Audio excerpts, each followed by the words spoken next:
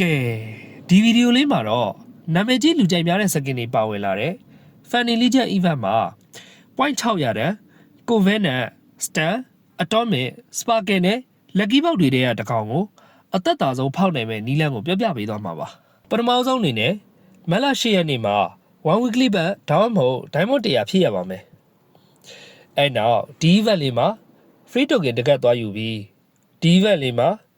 Diamond 10လုံးနဲ့49လုံးနဲ့ token 2ခုဝယ်ပြီးလှည့်ပါမယ်ပြီးနောက်မတ်လ9ရက်နေ့ကနေ12ရက်နေ့အထိဘာမှထပ်လှည့်စရာမလိုပဲကြော်သွားပါမယ်မတ်လ13ရက်နေ့ freeze 2လာတဲ့အခါမှာတော့3 weekly bets ဒါမှမဟုတ် Diamond 250ဖြည့်ပြီး 50% တော့ daily one draw တစ်ချိန်လှည့်လိုက်ပါမယ်14ရက်နေ့နဲ့15ရက်နေ့မှာလည်းဘာ Diamond မှဖြည့်စရာမလိုပဲ 50% တော့ daily one draw တစ်ချိန်စီလှည့်ပါမယ်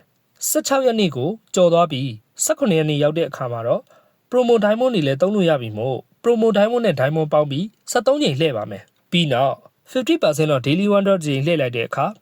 အဲ့နေ့အတွက်25ချိန်လှည့်ပြီးဖြစ်ပြီးစုစုပေါင်း31ချိန်လှည့်ပြီးဖြစ်နေပါပြီအဲ့နောက် match လ18ရက်နေ့နဲ့19ရက်နေ့ကိုကြော်ပြီး20ရက်နေ့ freeze 2ရောက်တဲ့အခါမှာတော့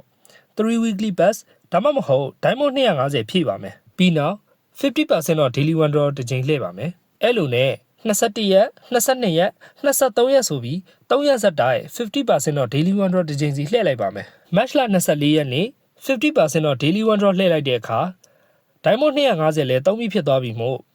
free token 17ခက်လုံးထုတ်ပြီးလှည့်လိုက်ပါမယ်ဒါဆိုအဲ့နေ့မှာ12ကြိမ်လှည့်ပြီးဖြစ်ပြီးစုစုပေါင်း48ကြိမ်လှည့်ပြီးဖြစ်သွားမှာပါအဲ့နောက် match လ25ရက်နေ့ကနေ28ရက်နေ့ထိ 50% တော့ daily one draw တစ်ကြိမ်စီလှည့်သွားတဲ့အခါနောက်ဆုံးမှာ50ကြိမ်လှည့်ပြီးဖြစ်ပြီး point 600လည်းပြည့်သွားပါပြီကဲအားလုံးပဲအဆင်ပြေကြမယ်လို့ထင်ပါတယ်အဆင်မပြေသေးတဲ့သူတွေအတွက်လည်း CV မှာအာမနာနဲ့လာရောက်မေးမြန်းနိုင်ပါတယ်